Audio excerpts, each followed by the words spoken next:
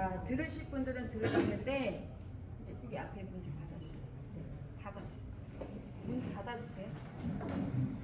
하시는데 이제 책에 보면은 제가 첫 페이지 필요한 데 있죠? 275페이지. 거기에 제가 이제 세 줄로 만들어 놨잖아요. 이 책에 집필되어 온 모든 건 핵심 정리가 잘 되어 있는 거예요. 군더더기의 말은 하나도 없다. 그러니까 10줄 만들고 3줄로 간추린 형태라고 보시면 돼요. 아시겠죠? 그러니까 중요하다고 판단이 들면 제가 중요해하면 그 페이지를 사진을 찍으시면 돼요. 왜냐면 여기 이제 원하시는 분들은 이 책을 사가는 형태로 물어볼 수도 있지만 이게 서울중앙 같은 경우에는 거기서 책을 직접 발간하는 거에 중심이기 때문에 거기서는 모든 수혜자들의 책값이 포함된 아마 이수 비용이 다 돼서 수업하고 이걸 다 의무적으로 다 갖고 가거든요. 근데 여기 인천 같은 경우에는 이게 책을 놔두고 가는 거잖아. 맞죠? 그러니까 필요하신 분들은 필요해서 제가 중요하다는 거는 사진을 찍으시라는 거죠. 그리고 이따가 핵심 정리할 때 마지막 때는 제가 사진 찍지 마세요라는 말 할 거예요. 핵심 정리는 여기다 제가 보여드리는데 왜 사진 찍지 말라고 하냐면 그 또한 그 부분에서 뭐 시험 문제를 알려줬네 어쩌네 그런 부분에 대한 그 빌미가 되지 않게끔 제가 하기 위해서 핵심 정리할 때 사진 찍지 마세요 그러면 찍지 마시고 그냥 메모 이렇게 하시거나 그거 관련된 거 이렇게 동그라미 책에서 이렇게 하실 수 있으면 그렇게 하시면 돼요. 아시겠죠? 네. 그러니까 까먹지 않으시게끔. 그래서 275를 보면 첫 번째 줄에 275 선생님 첫 번째 줄의 핵심 뭐냐면 전문성이에요. 따라하세요. 전문성.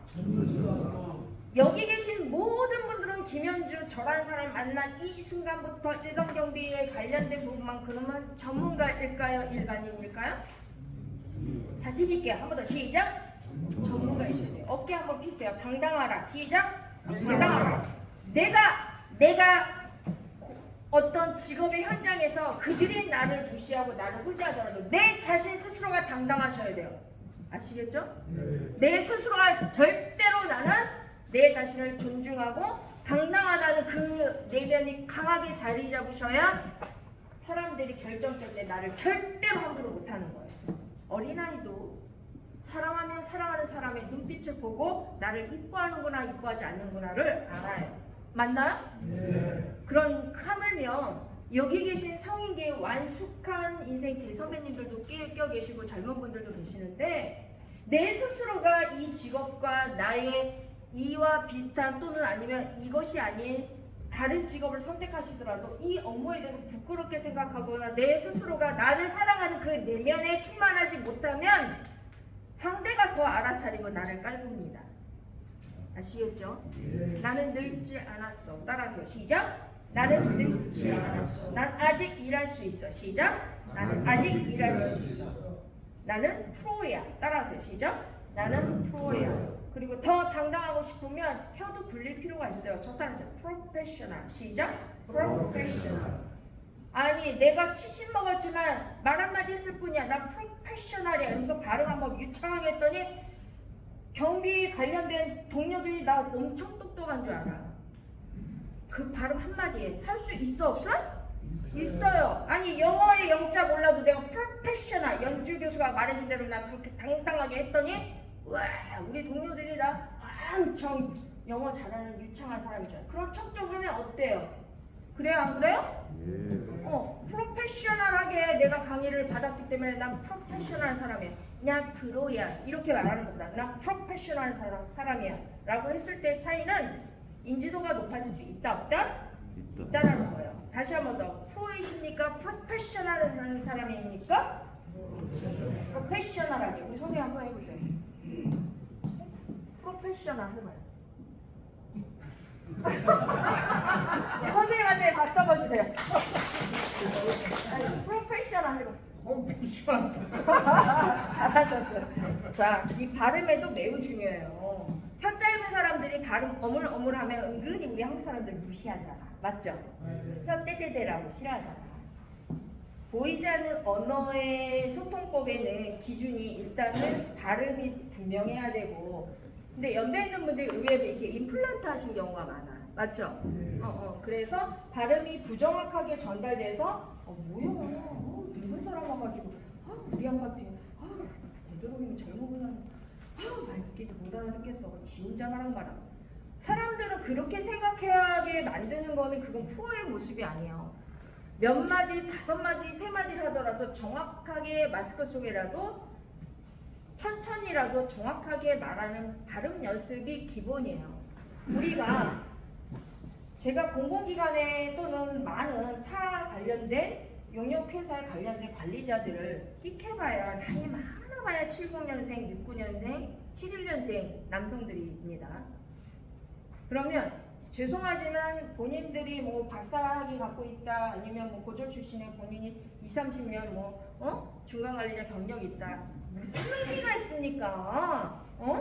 본인들 스스로가 인성 자질의 수준이 저질인 걸 누가 누구를 관리를 하는데 본인에 대한 어떤 그 관리자로서의 일반인을 그리고 거기에 오신 교강서를 대우하는 그 본인의 인성 자질조차도 저질인데 누가 누구를 관리하고 그거는 많은 수요자들이 알아차립니다.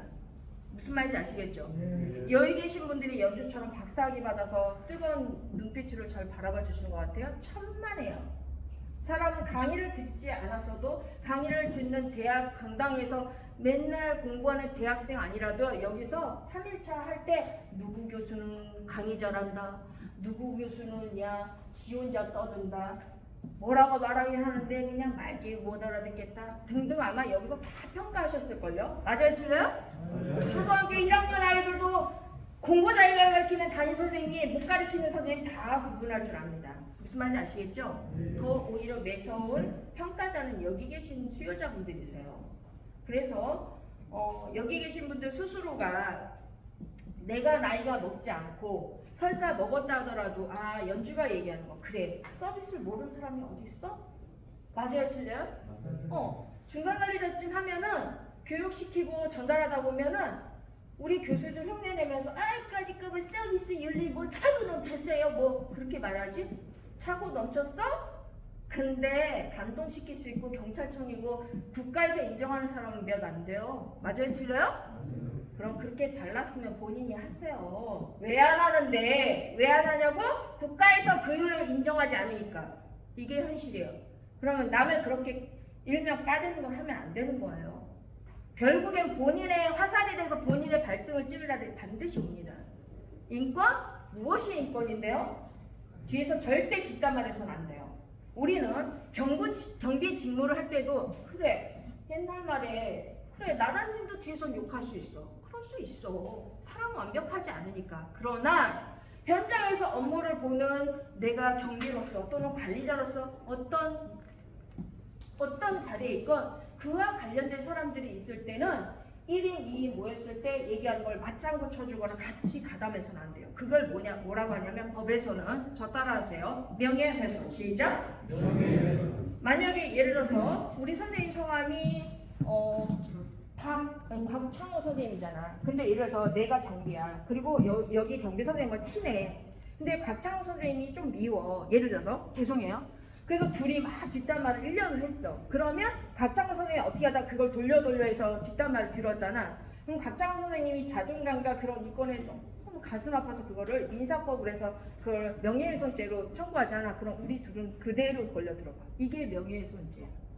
비교적 우리나라의 법에서는 명예훼손이 통과가 매우 쉽게 됩니다. 남의 뒷담만 나라님도 욕할 수 있다고 천만에 그건 60년대 70년대 주먹국 시대에 뒤떨어진 인간의 저질 생각이에요. 인간의 인권과 양성평등과 우리가 그 어떤 이런 고용노동법에 의하는 의무교육이 실시된 국가의 움직임이 시작된 지 거의 10년이 넘어가고 있어요. 맞죠?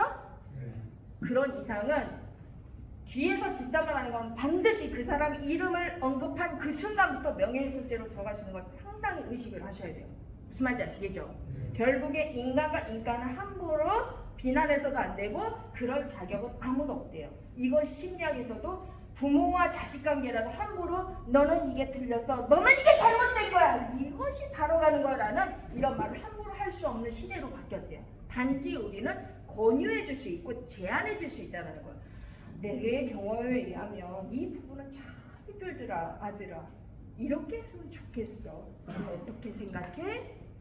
딸아, 엄마가 이렇게 했더니 참 많이 고독했고 힘들었다.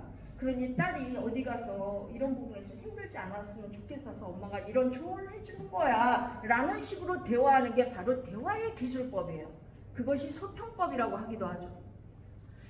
과거에는 하라면 있습니다 군대식으로 예 아니요만 하고 그게 아니라 하면은 딱이 맞고 엉덩이 맞고 그렇게 군대 시절을 거쳐온 이 대선배님들도 많고, 여성은 결혼이라는 그 제 인생을 통해서 인생을 경험하는 한국 사회의 모습이기도 했어요. 하지만 현대사회의 지금 수명 연장된 여러분들의 시대는 60년대가 아니고 90년대가 아니에요.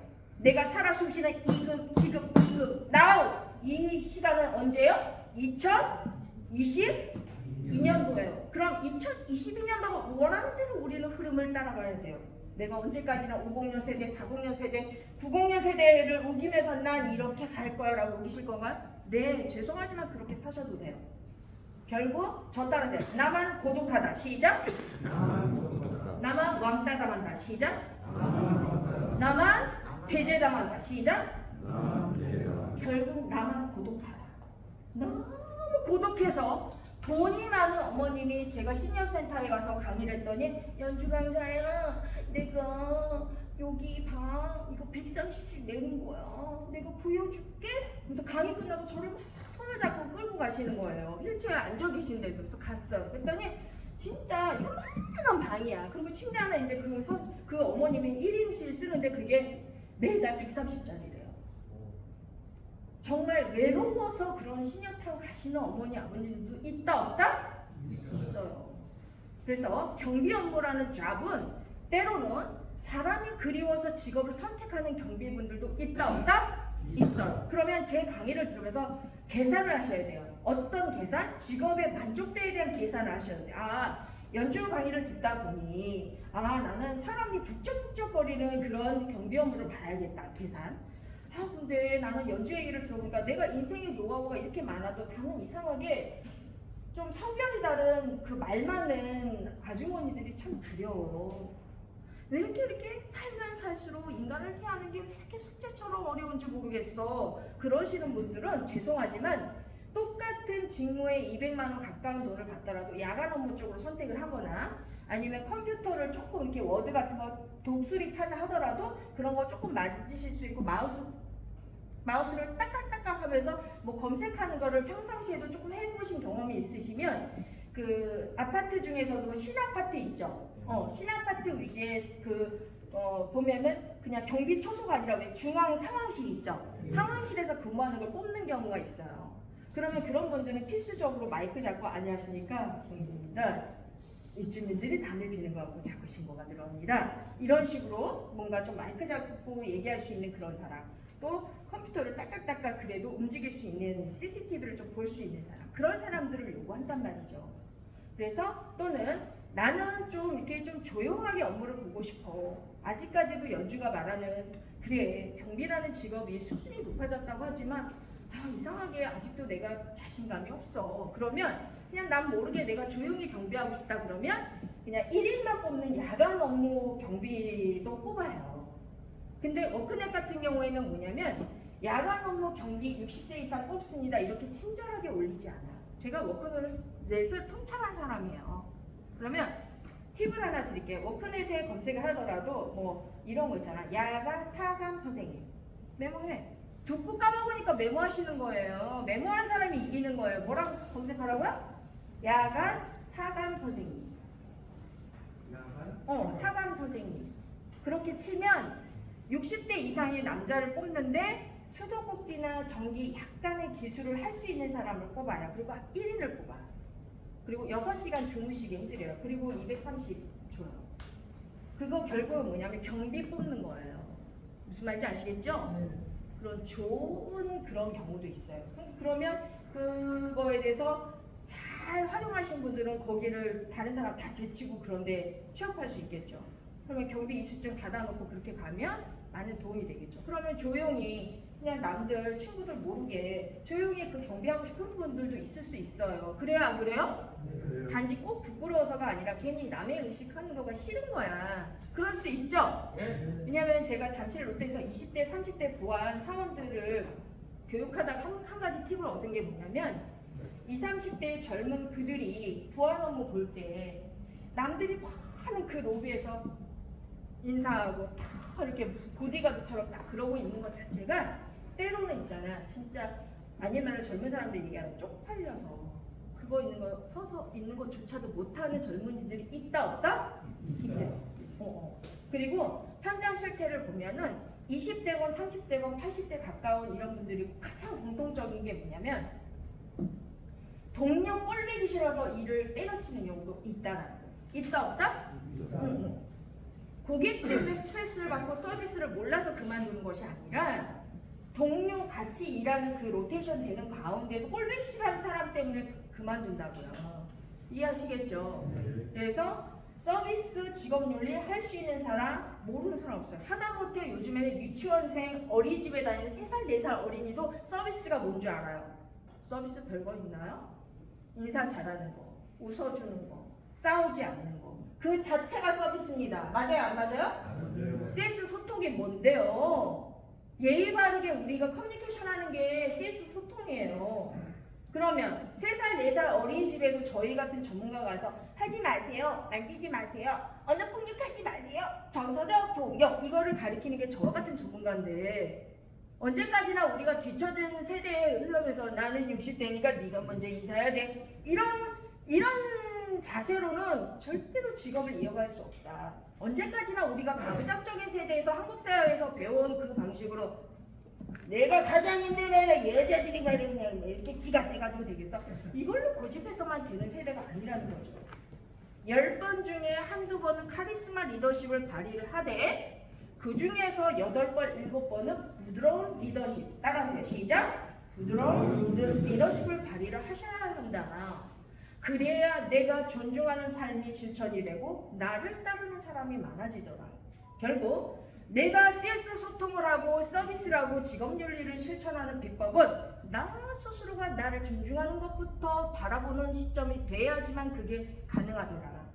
연주 강의를 통해서 내가 정말 그래도 존중받는 점수를 맡아서 오늘 이 수준을 받아가는 건 기본이고 그 뒤에 펼쳐지는 인간을 대하는 직업이라는 잡을 가질 때는 인사를 잘하는 거, 그들과 싸우지 않는 거 몰라서 여기 앉아있는 게 아니라는 거. 의무 교육 이 수준이 필요해서 앉아있는 이유도 있지만 사실은 나는 행복합니다.